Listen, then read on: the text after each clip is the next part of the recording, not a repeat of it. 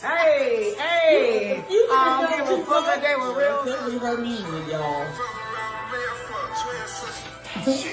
Hey! Won't be this set. But we not. We are real sisters. We are real sisters. And we are here to bring y'all some news. What kind of news we bringing? Some good news. So we are starting a podcast Real called 15. The Real 15 with real sisters. We are real sisters. What's your name? What's your name?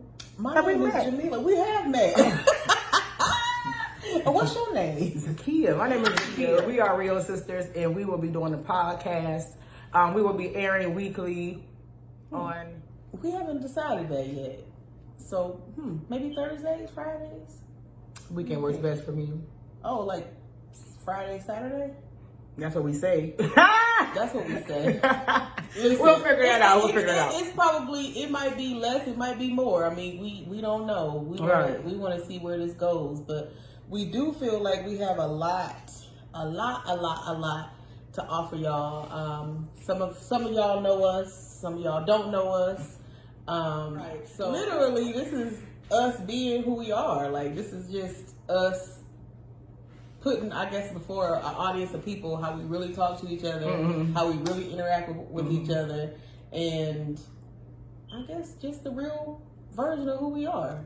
Just the conversations that we have with one another. We have real conversations, and we have, I would say, transparent, intimate conversations because we are trying to be or growing into our authentic selves, and it's a rough road getting there and owning negative things about you, right? Because we always want to hear the good about us, like, "Ooh, I love you," but we all have some negative parts of us too. So we discuss all those things, like, you know, shoot, ain't none of us all good, ain't none of us all bad. You know what I mean? Right. So I'm excited to share this journey with my sister again. This is our second journey together. We're going to discuss our first one upcoming in our podcast. Do we want to share a little bit about that? Yeah. I think we should. Okay. Yeah. You want to? So we went on a weight loss journey together.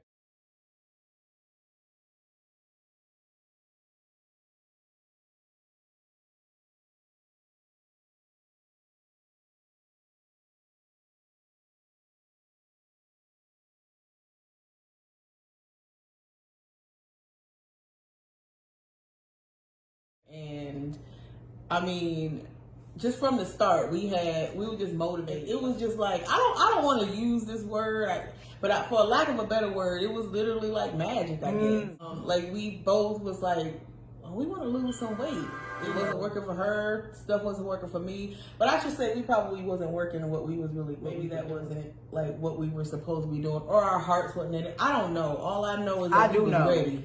I do know. She know. I don't know. I know. I do know, and you do know, and I'm going to share, but that'll be upcoming because we're going to be uncovering a lot of different things as it pertains to weight loss, the struggles with weight loss, the struggle with maintaining once you do lose weight. Because let me let y'all on in a little secret. I done gained 20 pounds, and I need to go on another weight loss journey. So. It never ends. She talking about she done gained 20. I done gained about 80. Oh, shit, you ain't gained no 80. Or she just talking about the other day when I was saying that that, you know, when I first lost the weight that I lost, that I really got a chance to see myself. When we were talking about I felt like I had a chance to really see who I am. Okay. And when I saw who I am. I didn't get a chance to really behold myself. So I ended up kind of losing sight of myself, and then hence gaining the weight back. And so, I mean, it's kind of, I think this is a little vulnerable. It's a lot vulnerable, you know, to talk. Having done all this stuff, and then we had pictures all over the place, and I had pictures all over the place. I got pictures in my phone still, and when I look at them, I'm like, baby. Oh, which one? Listen, I got a special section. I lost weight of the pictures in my phone, and really am proud of myself that I did that. And I just think about when our brother had hugged me. I remember that, and he was like, "You look so good." I remember that. Like, I'm proud of you, and I was like, "Oh." I mean, I remember when I was a little behind in the weight loss journey. Not so much behind, but I think I had a little bit more to lose than you did. And so I think you were like 10 pounds less than me. So he had noticed my weight loss, y'all. He noticed Jamila. Oh, yeah, Jamila, you're good. I lost too, Jabril. I lost some too. So maybe mine wasn't that noticeable then, so I do remember that. Maybe because of that. Because, oh, you see mine? But it's okay because, I lost 100 pounds, actually 130 pounds. And when was that, the first journey? Shoot. 2012, I believe, was the first one. And I lost 130 pounds on my own. And then on this journey with my sister, I lost 100 pounds. And on my own, same exact way. And we'll get into that too. Maybe I might share it with y'all. Maybe, I think. No, I'm joking. I just thought about like the shame that comes up when you have accomplished something and other people know about it, and then next thing you know, you then fell off, or that you just kind of lost sight of what you wanted to do, or what you accomplished. I guess what you were trying to accomplish. Once you hit that part that I don't think we got to that. I know I didn't get to it. I don't know about you. I feel like you kind of did. I feel like I guess I can agree. I can agree. Because it has been over a year. What is it, like a year and a half now that the doctor stayed in this weight loss? We started in 2021? Yeah, January 11th. Yeah. You remember the date? I just know it was January 11th because I still have my food diary. So, and I keep a food diary. That is one of my secrets. I'm just going to let it out now. I keep a food diary. But we will be letting you know some of the things that we did, some of the pitfalls, some of the triumphs as well. Of those journeys that we're going through. And I know you're going through something too. So, y'all feel free to ask us any questions, comment, share, like, tag, all that. Because it's going to be interesting. So doing it again, but having a different focus. I think that even though we had goals and we did it, we accomplished our goals, but like, I don't know about the focus part. I feel like we were doing it. You know what I mean? I feel like I was going with the flow, but I don't know if I was intentional about what I was doing. I think I want to say that. I want to say for me, I don't feel like I was intentional. So I did not keep in mind, I had my goal in mind, but I did not keep in mind myself and how I'm going to continue throughout life, like how this is going to continue to be my lifestyle, right? Not just my life, right? Because at that point, it was my life. Well, it's easy to get away from it, you know what I mean? Because once you start getting that pleasure from eating, because that's another thing, you get pleasure from eating. It's enjoyable, you like it. So when you deprived of that and you get to eat this stuff and it tastes good, so then you want some more, and you want some more, and then I'm leaving out something that I'm really going to further discuss, and I'm probably going to do an ebook on. I'm probably going to provide some more information on what I believe is food addiction, and that people don't talk about, think about, or even know about food addiction or being addicted to food, or because whatever you can't let go without support or help or whatever. In my opinion, this is my opinion. This is not a Webster Dictionary definition, but in my opinion, it's an addiction. Whatever, if you can't let it go and put it down, you're addicted to it. And so, we don't talk about that addiction, but that's one of those addictions that's one of the worst ones to me, because I don't need to smoke. Yeah, I don't need to smoke crack to live. I don't need to gamble. Alcohol. I don't need to any of those things to live, but I do need to eat to live. And me eating to live and wanting that pleasure would tell myself that I need McDonald's. Right? No, I do need to eat, but I don't need McDonald's, right? but I need to eat. So we don't tell ourselves we need this stuff because we do need to eat. So we're going to feed that addiction because it's easy and nobody's going to hold us accountable for doing it. And Kia, this is how you know it's an addiction because at McDonald's they do have good And who's getting the salad? I ain't. Unless I'm on a diet. I'm not getting in every salad. I want me a mac sauce, all that up on that burger. I want extra that. Exactly. And you know what somebody told me at work? Because I'm just extra by nature.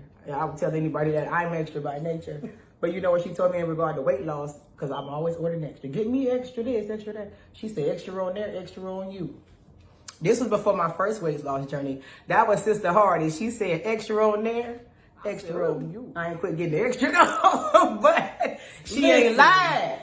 That's a whole podcast in and of itself, Sister. Extra Is it Sister Hardy? Elizabeth. Listen. I'm giving her credit. Elizabeth Hardy. Elizabeth the sister. That Hardy said, extra on there, extra on you. I love that.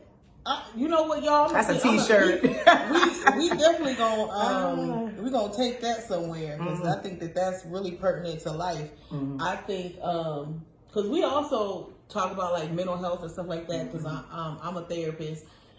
Kia you was going to school to be a social worker, right? I'm a case manager in a correctional facility currently, so I deal with cognitive behavioral therapy. I happen to deal with mainly behavioral mental health issues, things like that, in juvenile youth who are adjudicated. We don't call it incarcerated because they're juveniles. We have to say it, adjudicated. So I do deal with mental health. And so, yeah. And I call myself a natural psychologist. I was given this gift from God. Yeah. So we'll be dealing with mental health issues, struggles, things like that, depression, anxiety, maybe some more of the severe type personality disorders. And you know, this is the time for some reason for narcissistic personality disorder. But we'll be dealing with that. We'll be dealing with borderline personality disorder and any of the other personality disorders that come up that we deal with. And maybe sometimes we don't even know like what's going on with the person that you care about or that you're in a relationship with. Bam, because you sure going to get us in a relationships, child, because maybe, listen, we are absolutely going to get into relationships. And I don't mean just romantic relationships. I want to get into friendships. Yes. I want to get into friendships because I have been involved in many of them and I've had multiple experiences in them. And they've had multiple experiences with me. Those versions of me, that is. Right. We're going to talk about that too. Yeah. You know what's so funny? Those versions of me, that means them dementias, they gone. I don't even know her no more. Y'all don't either. Yeah. I was talking to somebody yesterday about friendship. And I was saying that there was somebody that I won't really say who the person is, but this person calls me friend, and they, as far as they're higher than I am, so they're over me, and I question, like, why? What do you do that for? Well, you do that because you know you did me wrong in the beginning. Like, you didn't tell me something about what you needed to tell me. And we'll get more into stuff like that. Like, people having options. I live for an option. I don't care what nobody say. If you don't give me an option, then that came from Satan. It came from God. Not Satan. I need an option. Good God.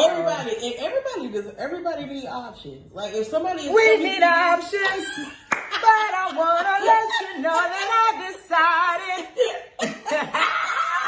I'm sorry. Yes. Well, go ahead. So, if somebody comes to song. you and they like, ooh, here's this piece of candy. Like, you know, you got that out of a box of chocolates.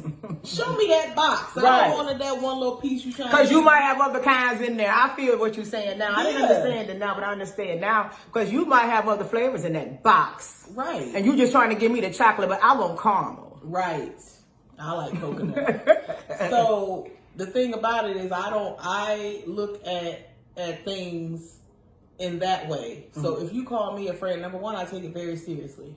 Number two, if you have not shown me the options, you can never be my friend. Don't try it. If you haven't shown me that whole box and help me to be or give me the option to make a good choice, right?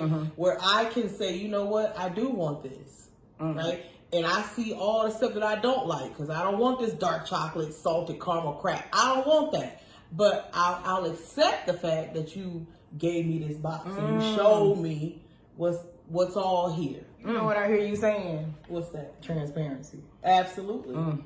Let me tell you, because people's values. Let me talk about all of this stuff. Let me talk about everything. It's crazy because like we get in these conversations and it just like one thing to another. We can't even stay like on one topic because it's so much to. Yeah, so that's why we decided to do the 15 minutes, because we know that people, as much as they might like hearing us, nobody these days, not a lot of people, shouldn't say nobody, because you probably could sit and listen to us for an hour, but not a lot of people want to sit and listen and listen and listen and listen. People really want their nuggets and they want to be able to take something substantial away from what you're saying. And we feel like what we're saying is valuable enough that we could continue to do this in 15-minute increments over and over and over again. It's never ending, because there's always some experiences that we done been through or that we talk about and we process. And so we're looking forward to sharing with y'all and having y'all share with us, because we want to invite y'all on journeys with us too. Absolutely. But it's not about just me and my sister. It's about all of us together being well. And well, so we're talking about wellness. You want to be well. I want to be mentally well, emotionally well. I want to be spiritually well. In any type of wellness, I want to be there. So, and I want that for you guys too. So we're looking forward to having these conversations. I think I want to have them every day. You know what? It's only been like 18 minutes, and it seems like it's been a long time. Not to me, because I'm a talker. I like to talk, so I can talk about anything. But I don't know if I can talk about anything for too long. Oh, yeah. So what I think may be a barrier is that. What do y'all want? I mean, we need to figure out what the audience wants and what do you all want to hear from us. I mean, you know, we do know some of you know us, some of you don't. But from what you've heard, for the ones who do not know us, what would you like to know about us? Feel free to comment in the comment section. Let us know what you want to hear from us. If you have any questions about us, what we'll be doing, how to find us. We'll have email addresses and all that contact information for y'all to be able to get in touch with us. We'll find us here. Oh yeah, we'll be accessible. We'll be accessible. So yeah, I think it's a good idea to ask what y'all want. What y'all want to hear. But I did want to say something. I didn't mess around and jumped up out of my head because I'm trying to listen. Y'all, I do that all the time. I'll be sitting in my sessions with my clients and I'm listening to them because I want to make sure that they feel heard, they feel affirmed, they feel validated. Oh! That's what I want to do. Validation? Yeah, that's what I want to say. But that wasn't what I wanted to say, but now I want to say that. Okay. We want you all to feel validated because we understand that a lot of us have endured some trauma and we are going to be talking about all of that stuff. And with trauma, what happens is people stagnate. And stagnation honestly doesn't look like it all the time. You don't look like you're stagnated. But what happens is your life is not moving. Like you're not moving. There's no forward motion. There's motion maybe this way, but not motion going that way. And so we want to discuss how validation empowers us and then it makes us productive. So that means that our life is going in a direction. It has a focus. It has purpose. And that is moving. That is moving along forward though. And you're present with it. Like you're present with it. Yes. But we'll get to it. So we'll get to a whole lot of stuff. We'll talk about specific things like grief even. And I have, I mean, we all suffer grief, but I suffered a lot of grief in regards to like losing children. I had a topic pregnancy in 2019. I had a stillbirth in 2003. So I can absolutely resonate with grief, that being that close. All I had now from my son is this tattoo. This was his actual footprint. Did you know that? Yeah, I remember. Yeah, this was his actual footprint. I named him Sincere. I remember holding him. So yeah, I can resonate with that, with grief and how to deal with that and that kind of a thing, because people deal with grief differently. Yes. And I realized that at that time because me and my husband dealt with that death differently. And I realized a lot of things in hindsight about that, about how when those type of things happen with the man, because we always rally around the woman. Yes. The man left out to dry. Everybody, is she okay? Yep. And the man is left out to dry. And so we grieve differently because I had support.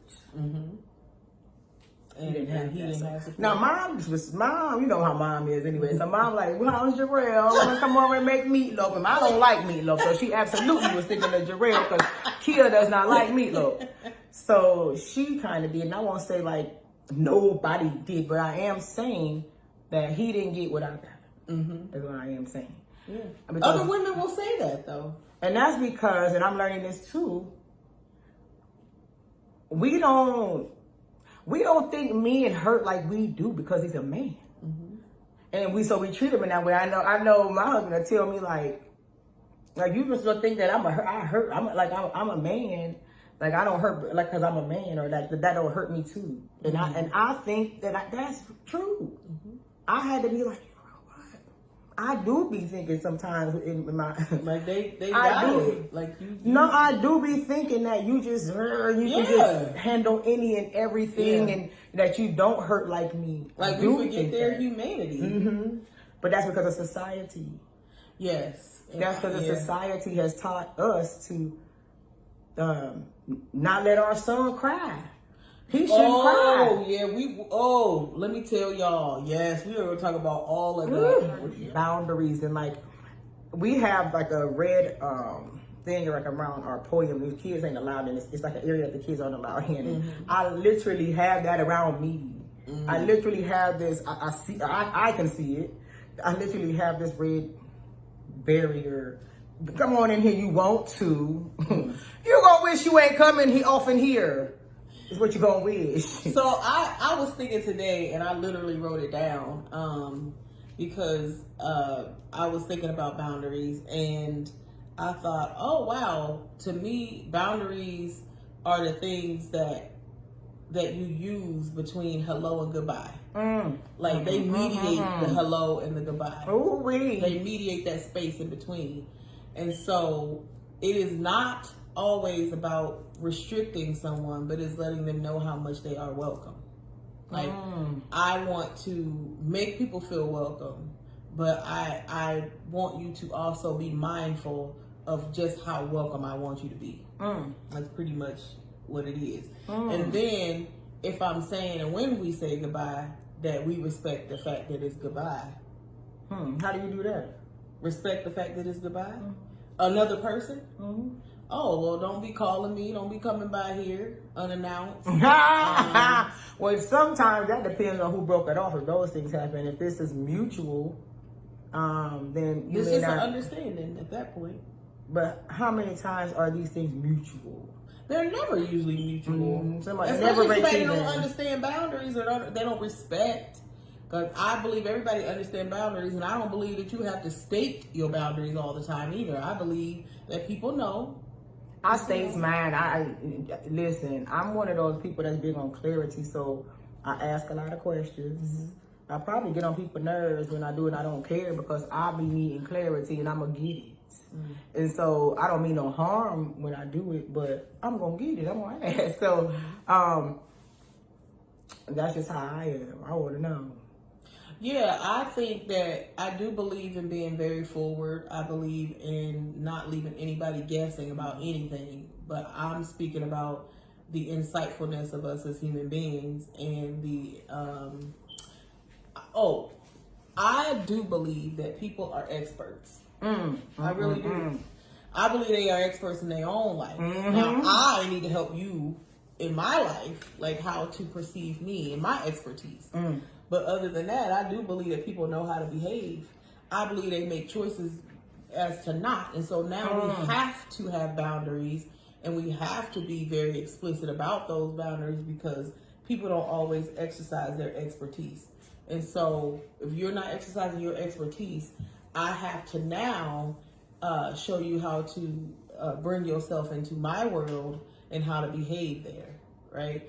And then hopefully model what it's like that you won't find yourself on the opposite, or excuse me, in the back of a police car. Is that Jarrell? Mm-hmm. Oh, okay. Stay tuned.